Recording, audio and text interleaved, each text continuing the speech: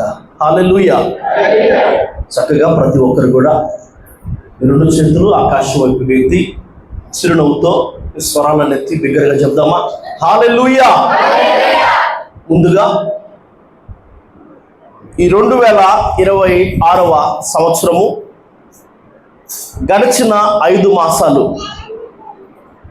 తన కనుపాప వలె మనల్ని కాచి, తన కౌగిలిలో మనల్ని దాచి, కాపురి అయి మన ముందుండి ఈ 6వ నెలలోనికి, ఈ జూన్ మాసంలోనికి మనల్ని నడిపించిన ఆ దేవాది దేవునికే సమస్త మహిమ, ఘనత, ప్రభావాలు చెల్లించుకొంచున్నాను. ఇక్కడున్న దైవజనులకు, కుడి చేరి వచ్చిన సంఘబిడ్డలైన ప్రతి ఒక్కరికి కూడా పేరు పేరున ప్రత్యేకమైన వందనాలు. సిలువ చాటున ప్రార్థనా మందిరమునందు ఈ 2026వ సంవత్సరము, ఈ 6వ మాసము జూన్ నెల 1వ తారీఖున జరుగుతున్న ఈ వాగ్దాన కూడికలో దేవాది దేవుడు మనల్ని ప్రేమించి మనకిస్తున్న వాగ్దానము. దేవుని వాగ్దానములు ఎన్నైనా కూడా క్రీస్తు యేసునందు అవన్నీ కూడా నిశ్చయములై ఉన్నవి, అవునన్నవి అవునన్నట్టుగానే ఉన్నవి అని చెప్పబడిన దేవుని వాగ్దానములలో ఒకటైన వాగ్దానాన్ని పరిశుద్ధాత్మ దేవుని సహాయంతో ఈ రాత్రి మనందరం కూడా ధ్యానం చేయబోతున్నాం. చూద్దాం అతి వాగ్దానాన్ని. యెషయా గ్రంథము 29వ అధ్యాయము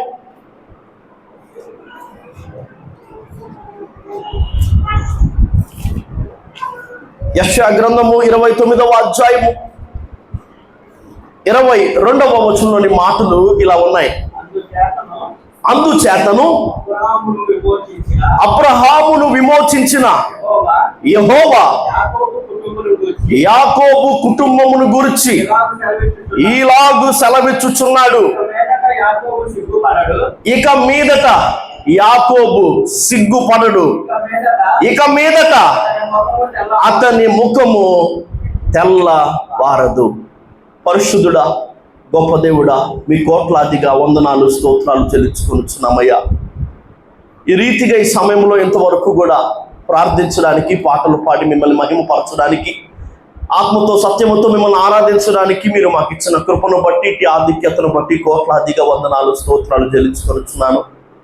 వెర్రివాణ్ణి, మంటివాణ్ణి, బలహీనుణ్ణి మీ పిలుపుకు లోబడుతూ మిమ్మల్ని మహిమపరచును ఉద్దేశించి నిలబడి ఉండగా నన్ను మరుగుపరచి మీ బోరగా మోగించమని, మీ నోరుగా మాట్లాడించమని, నాతో మాతో మా అందరితో ఈ రాత్రి వాగ్దాన సందేశం ద్వారముగా మీరే మాట్లాడి మహిమను పొందమని, నా ప్రవర్తన అంతటి ఏది మీద కారాన్ని ఒప్పుకుంటూ నా ప్రాణాత్మ దేహాలతో మీకు లొంగిపోతూ తెలిసి తెలియక చేసిన ప్రతి తప్పు, ప్రతి అపరాధ విషయమై అయా తండ్రి మీ పాదాలు పట్టుకొని పశ్చాత్తాపడుతూ నా ద్వారముగా అయా తండ్రి మీరు మాత్రం మహిమను పొందమని యేసయ్య పరిశుద్ధ నామములో ఈ ప్రార్థన అడిగి బ్రతిమాలి వేడుకొనుచున్నాను పరమ తండ్రి, ఆమేన్. అందుచేతను అబ్రహామును విమోచించిన యెహోవా యాకోబు కుటుంబాన్ని గురించి ఈలాగున సెలవిచ్చుచున్నాడు, ఇక మీదట యాకోబు సిగ్గుపడడు, ఇక మీదట అతని ముఖము తెల్లవారదు. ఈ 2026వ సంవత్సరము జూన్ మాసములో ఈ వాగ్దాన కూడికలో మనం ధ్యానించబోతున్న దేవుని వాగ్దానము, దేవుడు మనకిచ్చిన వాగ్దానము ఏంటో తెలుసా? ఇక మీదట యాకోబు సిగ్గు పడడు. ఏంటంట? ఇక మీదట యాకోబు సిగ్గు పడడు. ఒకసారి ఆ 22వ వచనాన్ని ప్రతి ఒక్కరు కూడా పరిశుద్ధ గ్రంథంలో ఉన్న ప్రతి ఒక్కరు యెషయా గ్రంథం 29వ అధ్యాయము 22వ వచనాన్ని చూసినట్లయితే కనుక అక్కడ యాకోబు అన్న పేరు దగ్గర మన పేర్లు పెట్టుకుందాం. నా మాట అర్థమవుతుందా? యాకోబు అన్న పేరు దగ్గర నేను నా పేరు పెట్టుకుంటాను, యాకోబు అన్న పేరు దగ్గర మీరు మీ పేర్లు పెట్టి ఆ మాటను, ఆ వాక్యాన్ని, వచనాన్ని పెద్దగా పైకి చదవాలని మీకు ప్రభు పేరట మనం చేస్తున్నాను. నా మాట మీకు అర్థమైందా? చదువుదామా? అందుచేతను అబ్రహామును విమోచించిన యెహోవా రోహన్ కుటుంబమును గురించి ఈలాగున సెలవిచ్చుచున్నారు, ఇక మీదట రోహన్ సిగ్గుపడడు, ఇక మీదట అతని ముఖము తెల్లబారదు. నమ్మిన వారు ఆమేన్ చెప్పండి. ఆమేన్. ఇక మీదట యాకోబు సిగ్గు పడడు. బహుశా ఇంతవరకు కూడా మన జీవితాల్లో సిగ్గుపడిన, అవమానాల గుండా వెళ్ళిన పరిస్థితులు ఎన్నో ఎదురై ఉండొచ్చు. అయితే దేవుడు మనకిస్తున్న ఒక చక్కని వాగ్దానం ఏంటి తెలుసా? నిజానికి ఎక్కువ సమయం లేకపోవడాన్ని బట్టి ఆరాధనలో ఆ పాట పాడదాం అనుకున్నాను, కానీ ఆ పాట కాస్త ఇప్పుడు పాడాలని ఆశపడుతున్నాను. చూద్దాం ఒకసారి. ప్రతి ఒక్కరు కూడా ఈ పాట మీకు వచ్చు కాబట్టి కలిసి నాతో కూడా కలిసి ఈ పాటను పాడాలని మీకు మనవి చేస్తున్నాను. పరిస్థితులన్నీ చేజారిపోయినా, ఎంతగానో శ్రమ పడినా, ఫలితమే లేకున్నా, అనుకున్నవన్నీ దూరమైపోయినా, మంచి రోజులు వస్తాయనే నిరీక్షనే లేకున్నా, ఒంటరి పోరాటమే విసుగురేపినా, పొందిన పిలుపే భారమైపోయినా, ఆత్మీయులందరూ అవమానిస్తున్నా, నమ్మదగిన వారు లేక నిరాశతో నిలిచిన, అగ్నిగుండములో నెట్టివేసిన, సింహాల నోటికి నిన్ను అప్పగించిన, శత్రువే నీ స్థితి చూసి అతిశయపడుతున్నా, సింహాల నీ ఎదుట మృంగివేయ నిలిచిన, నాకేల శ్రమలంటూ కృంగిపోతుమా, దేవి చూడు యేసుని అగ్నిలో నిలిచెను నీకై, నాకేల శ్రమలంటూ కృంగిపోతుమా, దేవి చూడు యేసుని అగ్నిలో నిలిచెను నీకై, శత్రువు చేతికి అప్పగించడు, శత్రువు చేతికి నిన్ను. అందరూ కలిసి సీయోను దేవుడే నిన్ను సిగ్గుపడనివ్వడు, కనికరాపుడే నీ కన్నీరు తుడుచును, సీయోను దేవుడే నిన్ను సిగ్గుపడనివ్వడు, కనికరాపుడే నీ కన్నీరు తుడుచును. అసమానుడైన వాడు అవమానపరచడు నిన్ను, ఓటమి ఎరుగని మన దేవుడు ఓడిపోనివ్వడు, ఘన కార్యాలెన్నో నీకై చేసిన వాడు కష్టకాలమందుని చేయి విడచునా, అసాధ్యములెన్నో దాటించిన నాదుడు శ్రమలో నిన్ను దాటిపోవునా, సియోను దేవుడే నిన్ను సిగ్గుపడనివ్వడు, కనికరాపూర్ణుడే నీ కన్నీరు తుడచును. ఈనాటి ఈ వాగ్దాన సందేశానికి, ఈ వర్తమానానికి టైటిల్ ఏంటి తెలుసా? ఇక మీదట యాకోబు సిగ్గుపడడు అన్న మాట వెనకాల ఒక అర్థం, ఇక మీదట యాకోబును నేను సిగ్గుపడనివ్వను. సిగ్గుపడనివ్వడు ఎవరంట? నీ దేవుడు ఇక మీదట నిన్ను సిగ్గుపడనివ్వడు అనే ఒక చక్కని వాగ్దానాన్ని ఈ రాత్రి దేవాది దేవుడు మనకిస్తున్నాడు. నమ్మిన వారు ఆమేన్ చెప్పండి. ఆమేన్. పరిశుద్ధ గ్రంథంలో కొందరు వ్యక్తుల జీవితాలను యుగాంతమందున మనకు బోధ కలుగు నిమిత్తము దృష్టాంతములుగా వారికి సంభవించిన సంగతులు మనం ఒక్కసారి చూడగలిగినట్లయితే కనుక ఈ మాటను ఇంకాస్త ఎక్కువగా మనం అర్థం చేసుకోగలుగుతాం. పరిశుద్ధ గ్రంథంలో మనకి ఒక వ్యక్తి కనపడతాడు. చిన్నప్పుడే తండ్రి చనిపోయాడని తన సహోదరుని కుమారుణ్ణి చేరదీశాడు అబ్రహాం కదా. లోతుకు అన్నీ తానే అయి పెంచాడు అబ్రహాం.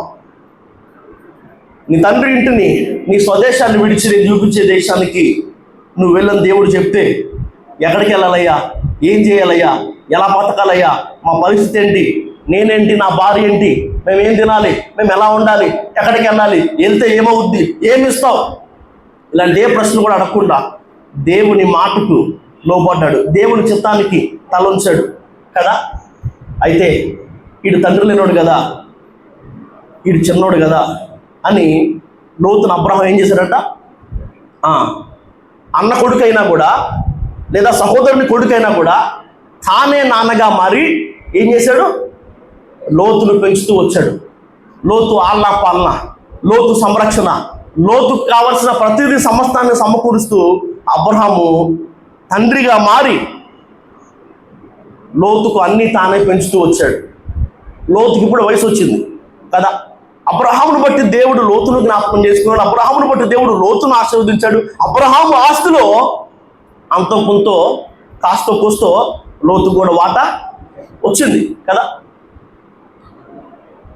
అబ్రహాములాగా అబ్రహామును బట్టి దేవుడు లోతును కూడా దీవిస్తే, దేవుడు లోతును కూడా ఆశీర్వదిస్తే, ఇప్పుడు లోతుకు కూడా ఆస్తి వచ్చింది, ఇప్పుడు లోతుకు కూడా మంది వచ్చింది, ఇప్పుడు లోతుకు కూడా దాసదాసులు వచ్చారు, ఇప్పుడు లోతుకు కూడా ఒక బ్రతుకు ఉంది, ఇప్పుడు లోతు కూడా ఒక జీవితం ఏర్పడింది. కాబట్టి ఒకనొక రోజున అబ్రహాము పశువుల కాపరులకు లోతు పశువుల కాపరులకు గొడవ జరిగిందంట.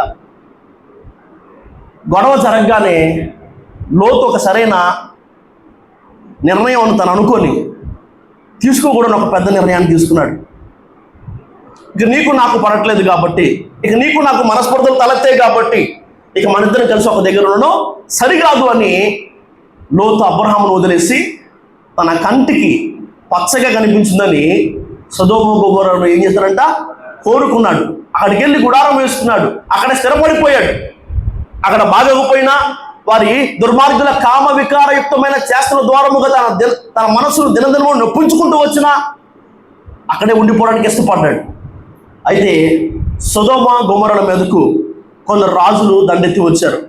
వచ్చిన వారు అక్కడ రాజులను ఓడించి అక్కడున్న ప్రజలను, అక్కడున్న స్త్రీలను, పురుషులను, దాసదాసులను, మందలను, సొమ్మంతటిని కూడా ఏం చేశారంట, దోచుకొని కొల్లబెట్టుకొని వారి ప్రాంతానికి, వారి దేశానికి తీసుకొని పోతున్నారు, లోతుతో సహా, లోతు కుటుంబంతో సహా.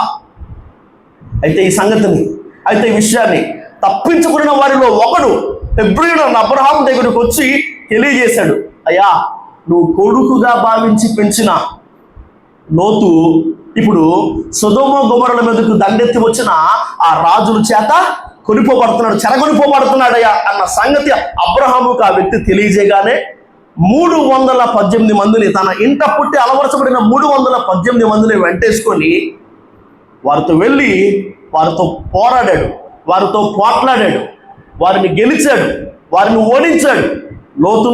లోతు భార్యను, లోతుకు సంబంధించిన యావత్ ఆస్తిని, అంత మాత్రమే కాదు, వారు చెరగొనిపోతున్న వారందరినీ కూడా మళ్ళీ తిరిగి తీసుకొని వస్తున్నాడు.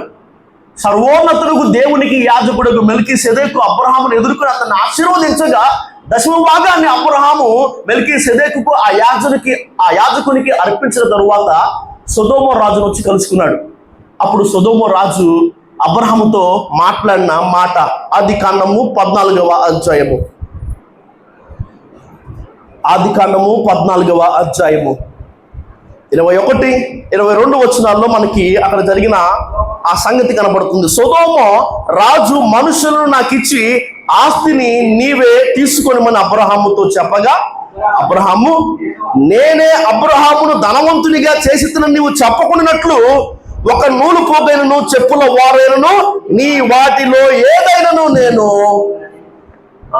తీసుకోనని అబ్రహాము చెప్పాడంట. ఈ ఆస్తంతా తీసుకోయా అని సొదొమ రాజు అంటే ఏమన్నాడు, అబ్రహామును నేనే ధనవంతుని చేశాను నువ్వు చెప్పుకున్నట్లు ఒక నూలు పోగైనా చెప్పుల వారైనా నేను తీసుకోను అన్నాడు. అసలు ఇంత పోరాటం చేసింది, ఇంతగా ప్రయాసపడింది లోతుని కోసమే కదా. ఆ లోతైన కనీసం తిరిగి థ్యాంక్స్ చెప్పాడా? ఎక్కడైనా ఆ మాట రాయబడి ఉందా? అర్థమవుతున్న మాట. ఇంత కష్టపడింది నువ్వే కాబట్టి, ఇదిగో ఇంత ప్రయాసపడింది నువ్వే కాబట్టి, నేను చేయలేని పని నువ్వు చేసావు కాబట్టి, ఇదిగో మనుషులు నాకు ఇచ్చి ఆస్తంతా నువ్వే తెచ్చుకో అని రాజునా నాకు వద్దంటున్నాడు. అంత కష్టపడి ప్రాణాలు అడ్డేసి పోరాడింది లోతు కోసమైనా కూడా కనీసం లోతు నుంచి మినిమం ఒక థ్యాంక్స్ కూడా ఎక్స్పెక్ట్ చేయట్లేదు. దానికి గల కారణం, నన్ను గణపరచాల్సింది, నాకు బహుమానం ఇవ్వాల్సింది, నన్ను గుర్తుంచుకోవాల్సింది, నన్ను దీవించాల్సింది, నన్ను పైకి తేవాల్సింది నా దేవుడే కానీ నువ్వు కాదు, మీరు కాదు, మనుషులు కాదు అన్నదే అబ్రహాము మనస్సు. నా మాట మీకు అర్థమవుతుందా?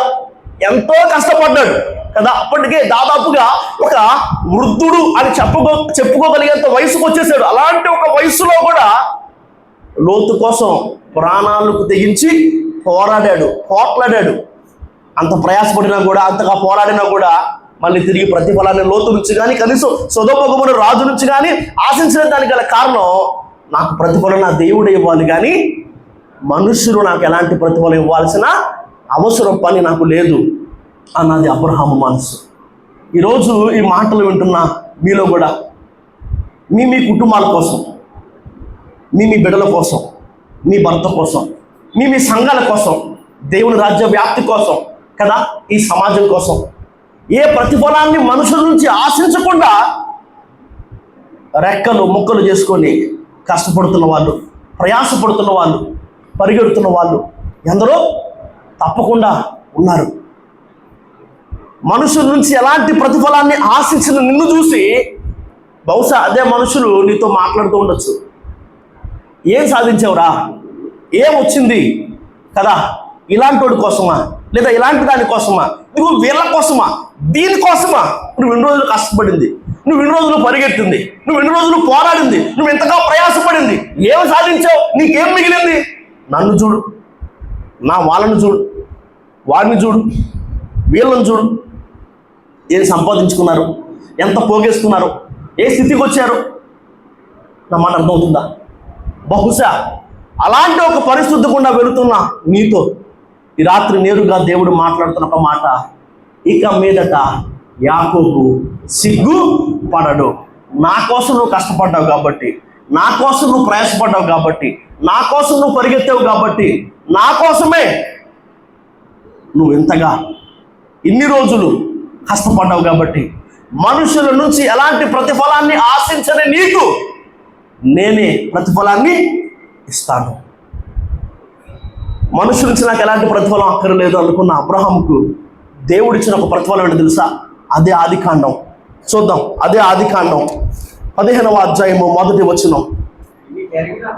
యెహోవా వాక్యము అబ్రహామునకు దర్శనం ముందు వచ్చి, అబ్రహామా భయపడకుము, నేను నీకు కేడము, నీ బహుమానము అత్యధికమగునని చెప్పెను.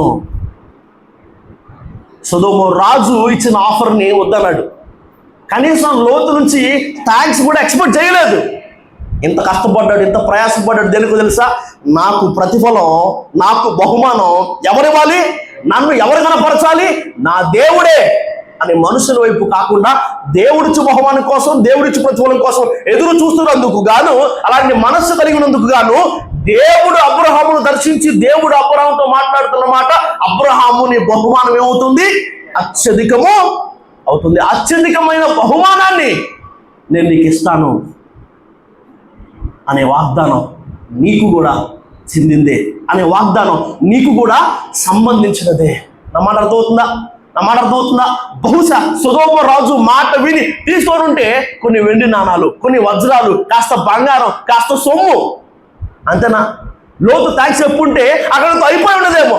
కానీ దేవుడిచ్చు ప్రతిఫలం కోసం ఎదురు చూశాడు కాబట్టి, దేవుడిచ్చు ప్రతిఫలం కోసం వీటిని నిర్లక్ష్యం పెట్టాడు, వద్దనుకున్నాడు కాబట్టి దేవుడు అబ్రహాముకు అత్యధికమైన బహుమానాన్ని అత్యధికమైన బహుమానాల్లో అతడు విశ్వాసులకు తండ్రి కావడం ఒకటి, అతడు దేవునికి స్నేహితుడు కావడం ఒకటి. అంత మాత్రమే కాదు, పరదైసు లాంటి ఒక చోట ఒక ఉన్నతమైన స్థానంలో అబ్రహామును దేవుడు ఉంచాడు.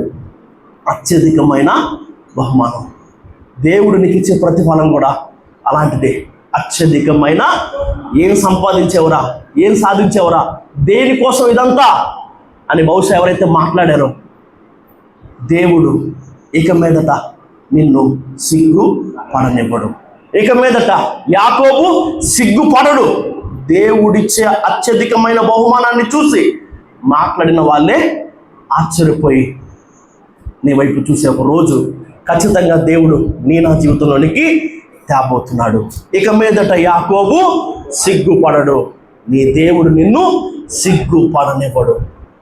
ఒకసారి మనం ఈ మాటలు చూడగలిగినట్లయితే గనుక హెబ్రీయులకు రాసిన పత్రిక 11వ అధ్యాయము 24 వచనాల నుంచి కూడా కొన్ని మాటలు మనకు కనబడతాయి. మోషే పెద్దవాడైనప్పుడు విశ్వాసమును బట్టి ఐగుప్తు ధనం కన్నా కూడా క్రీస్తు విషయమైన నింద గొప్ప భాగ్యం ఎంచుకొని అల్పకాలము పాప భోగము అనుభవించడం కన్నా కూడా దేవుని ప్రజలతో శ్రమలు అనుభవించడమే మేలని యోచించి ఫరో కుమార్తె కొడుకు అని అనిపించుకోనంటూ ఒప్పుకోలేదు. కానీ ఏలయనగా అతడు ప్రతిఫలముగా కలగబోవు బహుమానమందు దృష్టి ఉంచాడు. మోషే అంట ఐగుప్తు ధనం కన్నా కూడా క్రీస్తు విషయమైన నింద గొప్ప భాగ్యమని ఎంచాడంట. అల్పకాలం పాప భోగాలు అనుభవించడం కన్నా కూడా దేవుని ప్రజలతో శ్రమలు అనుభవించడం మేలని యోచించాడంట. దేవుని విషయమై నిందలను, దేవుని ప్రజలతో శ్రమలను అనుభవించడం భాగ్యంగా మేలుగా ఎంచాడు, యోచించాడు. ఎవరు? మోషే.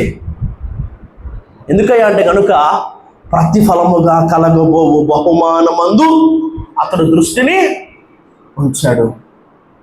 నువ్వు కూడా క్రైస్తవుడు అయినందుకు, నువ్వు కూడా ఆయన సొంత రక్షకునిగా అంగీకరించినందుకు, నువ్వు కూడా ఆయన రెక్కల నీడకు వచ్చినందుకు కదా, ఆయన మనసులో నీకు ప్రభువుగా ప్రతిష్ఠించుకున్నందుకు కొన్ని నిందలు అనుభవించాల్సి వచ్చింది, కొన్ని శ్రమల గుండా నువ్వు పోవాల్సి వచ్చింది.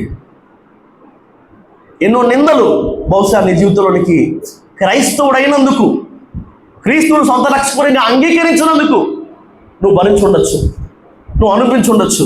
నా మాట అర్థమవుతుందా? ఎన్నో శ్రమల గుండా నువ్వు పోవలసి వచ్చి ఉండొచ్చు.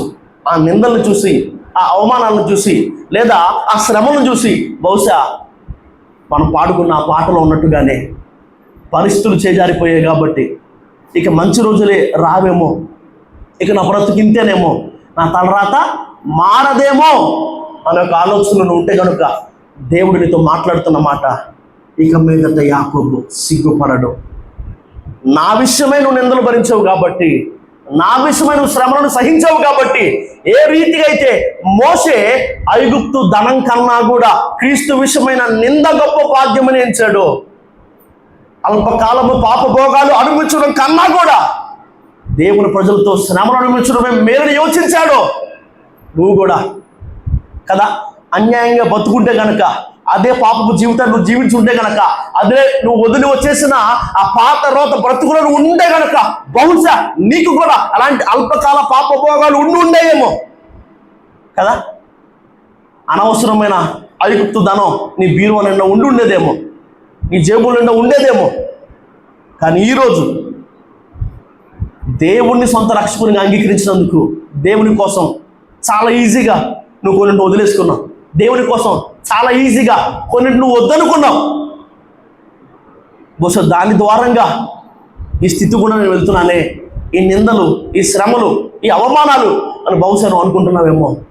నువ్వు ప్రతిఫలముగా కలగబోవు బహుమానమును దృష్టి ఉంచి వేటినైతే వదిలేసుకున్నావో వాటిని మించిన గొప్ప బహుమానాలు దేవుడు నీకు దాచి ఉంచాడు, దేవుడు నీకు నిర్ణయ కాలములో ఇవ్వబోతున్నాడు. నమ్మిన వారు ఆమేన్ చెప్పండి. ఇక మీదట యాకోబు సిగ్గుపడడు.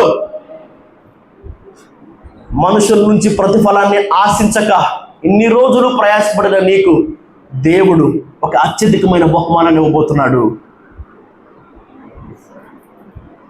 ప్రతిఫలముగా కలుగు బహుమానమందు దృష్టి ఉంచి దేవుని కోసం ఈ లోకంలో విలువైనవిగా ఎంచుతున్నావు ఎన్నిటినో తులప్రాయముగా వదులుకున్నందుకు దేవుడు నీకు అంతకంటే గొప్ప బహుమానాలు ఇవ్వబోతున్నాడు.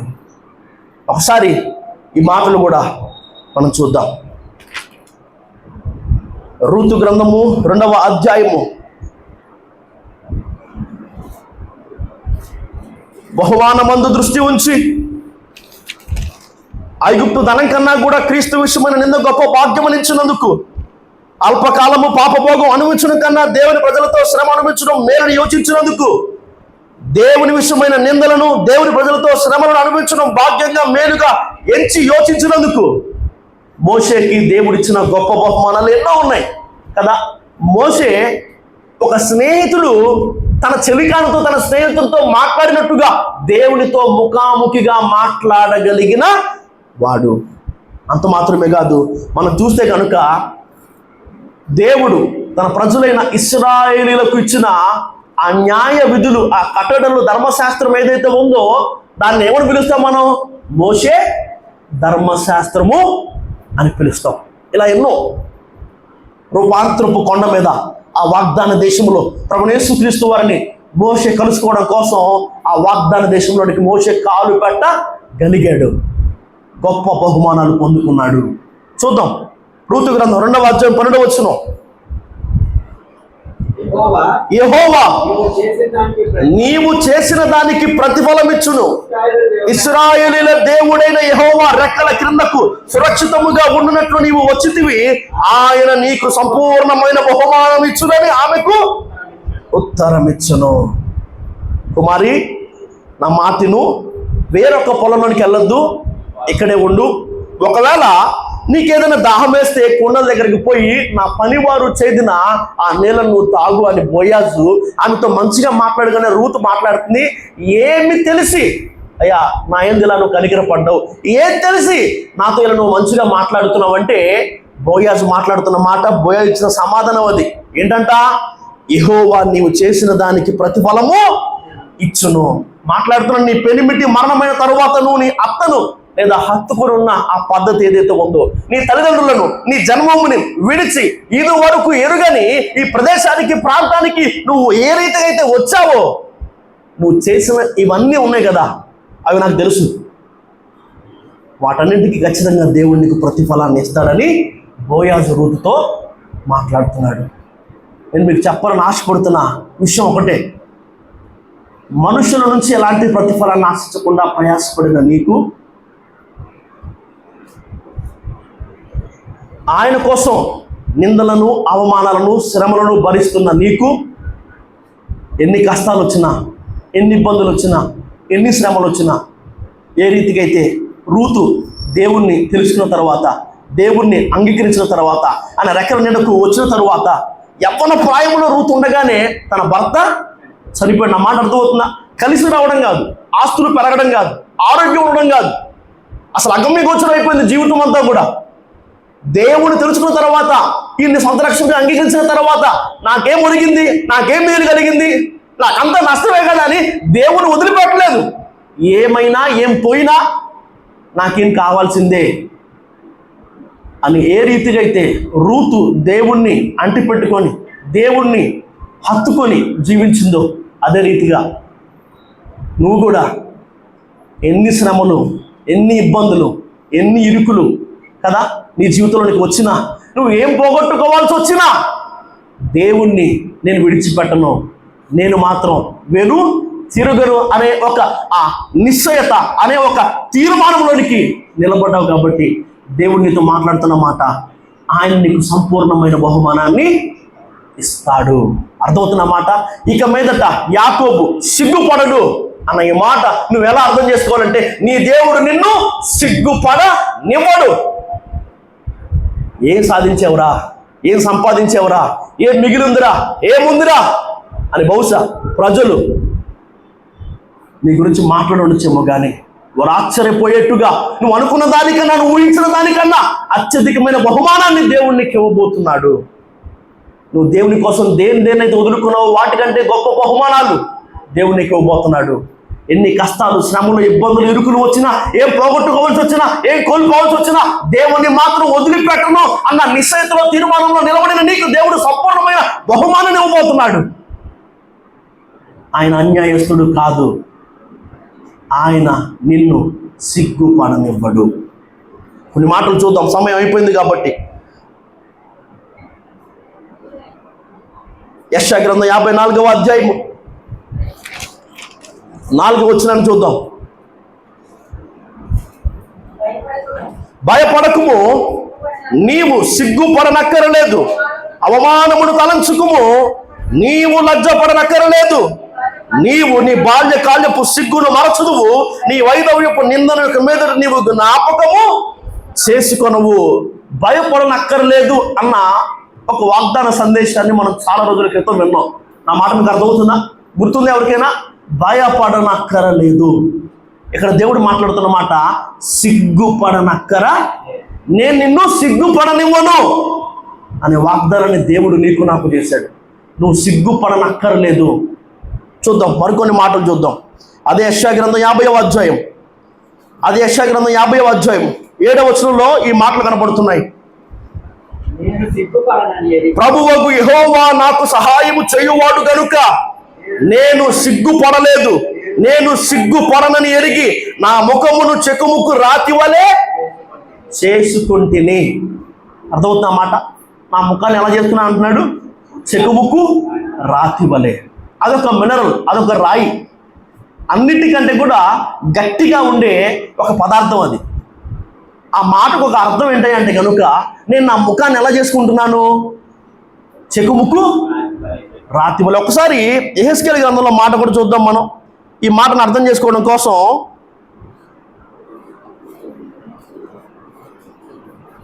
యెహెజ్కేలు గ్రంథం 3వ అధ్యాయం 8వ వచనంలో ఈ మాట కనిపిస్తుంది. సమయం లేదు కాబట్టి చూడండి, త్వరగా వెళ్ళిపోదాం. ఇదిగో వారి ముఖము వలనే నీ ముఖమును కఠినమైనదిగా నేను చేసేదను, వారి నుదురు వలనే నీ నుదురును కఠినమైనదిగా చేసేదను. నీ నుదురు చెకుముకు రాతి కంటే కఠినముగా ఉండు వజ్రము వలె. దాని అర్థం ఏంటి? నా ముఖాన్ని నేను చెకుముకు రాతి వలె చేసుకుంటున్నానంటే దానికి అర్థం ఏంటి తెలుసా? మనుషుల మాటలను నేను ఇంకా పట్టించుకోను, మనుషుల మాటకు నేను కృంగిపోను. ఎందుకంటే నా దేవుడు నన్ను సిగ్గుపరిచిన వాడు కాదు, నా దేవుడు నన్ను సిగ్గుపడనివ్వడు అన్న వాగ్దానాన్ని చేశాడు. కాబట్టి నా మాట అర్థమవుతుందా? ఈ ప్రయాస ఏదైతే ఉందో దానికి ప్రతిఫలం ఉంది. ఈ నిందలు భరించినందుకు, ఈ అవమానాన్ని సహించినందుకు, ఈ శ్రమలు గుండా పోయినందుకు, దేవుని విడిచిపెట్టకుండా ఎన్ని వదులుకోవడానికైనా ఇష్టపడినందుకు నా దేవుడు నాకు అత్యధికమైన, నా దేవుడు నాకు గొప్ప, నా దేవుడు నాకు సంపూర్ణమైన, నా దేవుడు నాకు శాశ్వతమైన బహుమానాన్ని ఇస్తాడు. అవమానించిన నోర్ల ముందే నా దేవుడు నన్ను హెచ్చిస్తాడు, గొప్ప చేస్తాడు.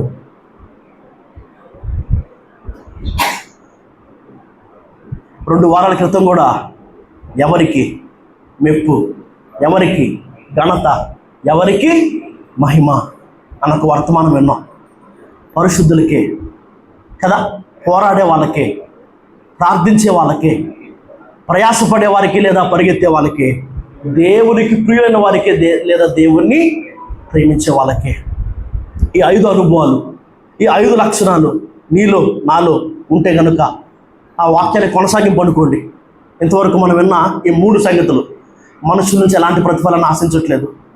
దేవుని కోసం నిందలు భరించడానికైనా, అవమానాలు సహించడానికైనా, శ్రమలు అనుభవించడానికైనా వెనకాడట్లేదు. అదే రీతిగా ఆఖరిగా మనం చూస్తే ఏం పోగొట్టుకోవడానికి ఇష్టపడుతున్నాం కానీ దేవుణ్ణి మాత్రం వదిలిపెట్టట్లేదు. ఈ అనుభవాలు ఎవరికైతే ఉన్నాయో ఈ వాగ్దానాలు తప్పక వారి జీవితాల్లో దేవుడు ఏం చేస్తాడంట? నెరవేరుస్తాడు. ఇక మీదట యాకోబు సిగ్గుపడడు, నేను నిన్ను సిగ్గుపడనివ్వను. త్వరగా కొన్ని మాటలు చూపించిన మాటలు ముగిస్తున్నాను. ఇప్పటికే వర్తమానం అయిపోయింది. అయితే ఈ రిఫరెన్స్ మీకు చూపించాలని ఆశపడుతున్నాను. రోమపత్రిక 10వ అధ్యాయము 11వ వచనం. ఏమనగా ఆయన యందు విశ్వాసం ఉంచు వాడెవడును సిగ్గుపడడని లేఖనము చెప్పుచున్నది. ప్రభువుకు యెహోవా నాకు సహాయం చేస్తాడు కాబట్టి నేను సిగ్గుపడను అన్న మాట ఇందాక చూసాము. ఆయన యందు విశ్వాసం ఉంచు వాడెవడు సిగ్గుపడడని ఇక్కడ మనం చూస్తున్నాము. కీర్తన గ్రంథం 22వ కీర్తన 5వ వచనములో వారు నీకు మొరపెట్టి విడుదల నొందిరి, నీ యందు నమ్మిక ఉంచి వారు సిగ్గుపడక పోయిరి. ఆయన సహాయం చేసేవాడు కాబట్టి నేను సిగ్గుపడను, ఆయన నన్ను సిగ్గుపడనివ్వడు. నేను ఆయన యందు విశ్వాసం ఉంచాను కాబట్టి నేను సిగ్గుపడను, ఆయన నన్ను సిగ్గుపడనివ్వడు. కీర్తన గ్రంథం 25వ కీర్తన 3వ వచనం, నీ కొరకు కనిపెట్టు వారిలో ఎవడు కూడా సిగ్గు నొందడు. యోవేలు గ్రంథం 2వ అధ్యాయం 26వ వచనం, నా జనులు ఇక నన్నటికి నీ సిగ్గు నొందరు.